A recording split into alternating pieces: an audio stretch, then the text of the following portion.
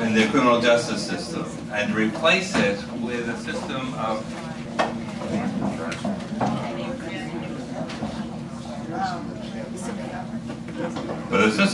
risk assessments, so that instead of having people who really don't have the way to buy their way out of jail, this would make it possible for people to return to work and not have their lives disrupted by adjudication. Just a cool thing there. Anyway, that's just a filler. The most exciting thing for me personally,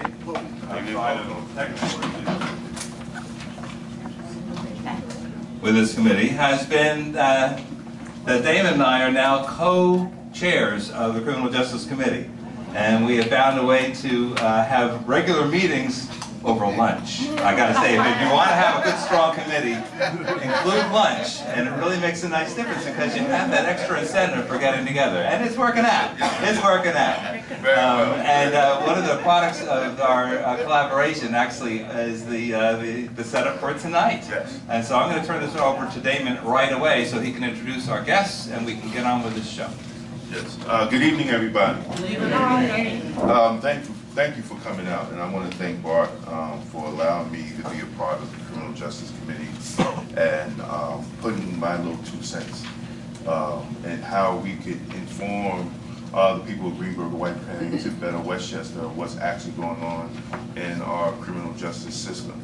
And I want to make a quick note. I want to recognize my brother Neil from New Rochelle Police Department, and hopefully at the end, we want to have him come up here because there's a test coming up for New Rochelle police officers. And I think it's very important to get our young people of color, men and women, on the police forces.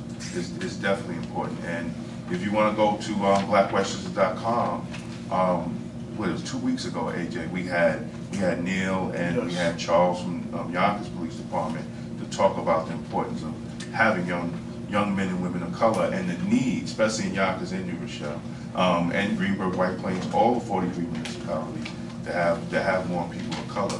Because I got 28 years on the job, and I'm looking at the front door, and I would like to see more young people to actually come on the job.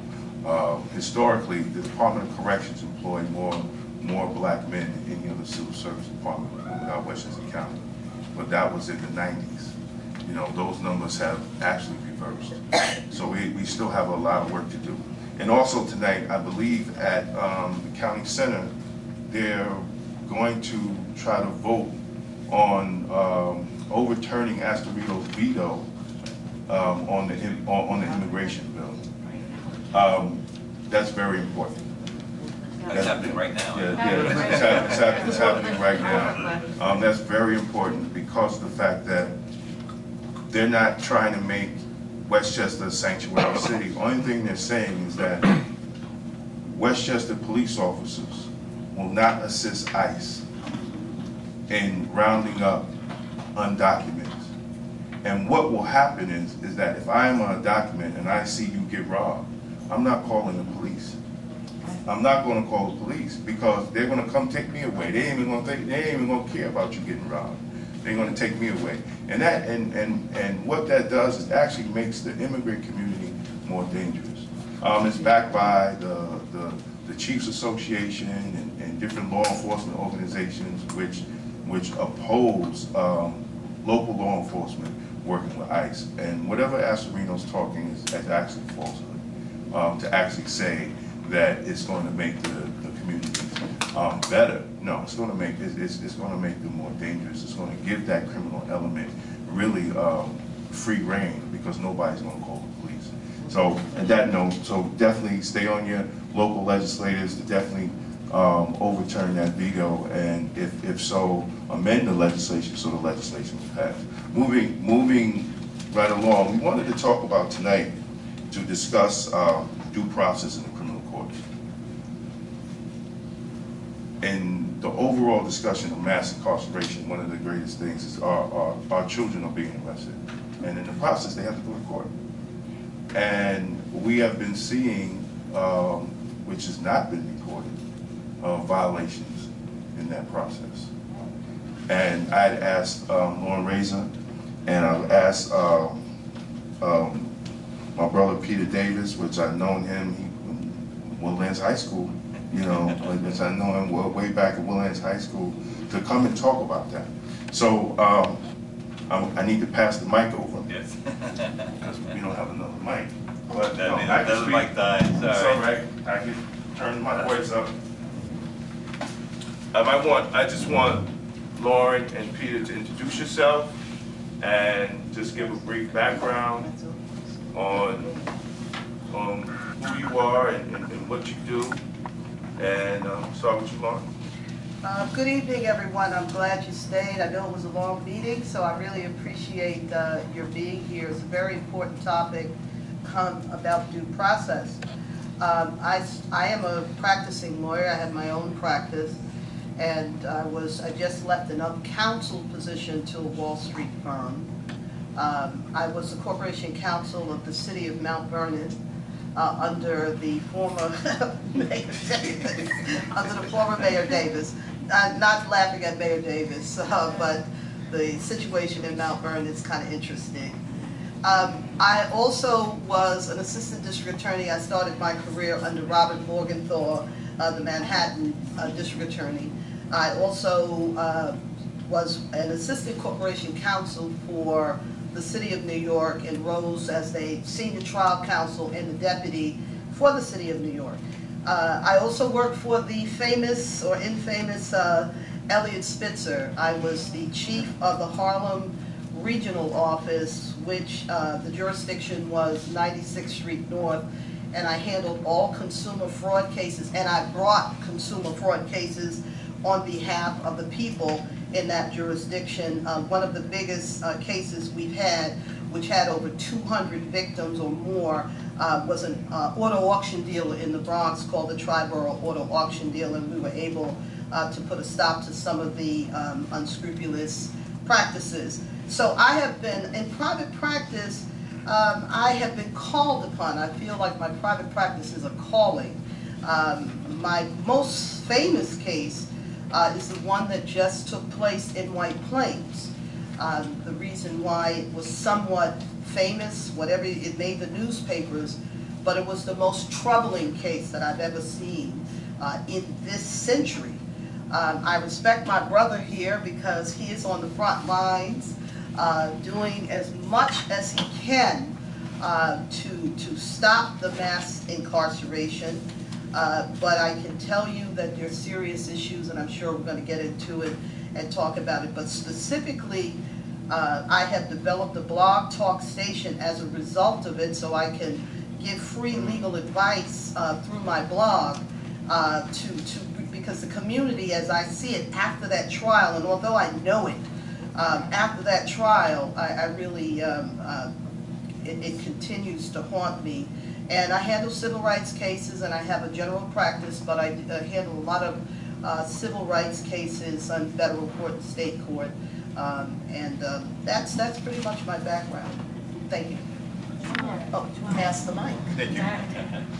That's a hard act to follow. My name is Peter St. George Davis. I'm an attorney. I've been in practice now for going on 24 years. I started as an assistant district attorney here in Westchester County, originally hired under Carl Fergari, and he was on his way out. I was hired by Jeanine Pirro, rehired as an assistant DA. After I left the DA's office, I worked with, I did a brief stint in legal aid as a staff attorney in Manhattan. And then I struck out on my own, and I've been out on my own in private practice for over, since the late 90s until the present. And I've been located in Mount Vernon ever since. I've done federal trials, I've done state trials. Excuse me, I'm having trouble hearing. Okay, I'll speak up. You gotta really Yeah, you have to be a bit closer. I've done state trials, I've done federal trials, trials all over New York State. Everything that you can imagine, double homicides. I've represented serial killers, drug dealers, rapist, all kinds of cases that you could possibly do. A lot of times, and I'm going to talk a bit about the whole aspect of due process and what due process means. Due process, in a civil context, due process means to get a fair hearing. That means your ability to try to prevail with respect to a right that you have. The Fifth Amendment and the 14th Amendment of the United States Constitution says that no person can be denied liberty, property, or their life without due process of law, which in a civil context, you give somebody a hearing in the sense of, let's say, a driver's license. They get an administrative hearing at DMV where there are standards of proof that need to be met before somebody can lose their license or their license is taken. In a criminal context, due process means that you have a right to a trial. And here in the United States, you get a trial of a jury of your peers. Now, a jury of your peers is a relative term. And I see Damon laughing because, you know, if you go to, if you're in the Bronx, let's say, you get, primarily the individuals that come through in the Bronx as defendants are black and Hispanic. Primarily the juries are going to be comprised of black and Hispanic. Not that it is necessary to get a particular demographic in order to get a fair trial. I've done trials in Rockland County with all white juries. I've done trials in Westchester County with all white juries and prevailed. But when you talk here in Westchester County about the types of jurors that are brought in terms of them sending out the mailings and the kind of individuals who actually show up, it is primarily Caucasian. You get a smattering here and there of blacks and Hispanics. And during the course of what they call voir dire, which is jury selection, the prosecutor gets a certain number of challenges as well as the defense in order to strike jurors, potential jurors. And they're not technically supposed to use their challenges have to be race neutral in terms of the DA to strike jurors. But there have been cases, and the seminal case is a case called Batson, where jurors of African-American descent were struck off by the prosecutor, specifically for race reasons. So the reasons that jurors have to be knocked off have to be race neutral. But the reality is, a lot of times DAs will create reasons to knock off jurors of color and predicate the reasons on so-called race neutral reasons. So you end up with juries that are mostly comprised of Caucasian individuals. And we know that many of the individuals who are coming through the system are, as indicated, black and Hispanic. I just finished a jury trial about a month ago on a Jamaican individual, and there was a young lady that said to the judge that she needed to speak to us in private. So I had already guessed that she wanted off the jury. So she comes in, the other jurors are excused from the room, and she says that the reason why she cannot serve on this jury is because that her house was burglarized years ago. The individual who burglarized her house was never caught.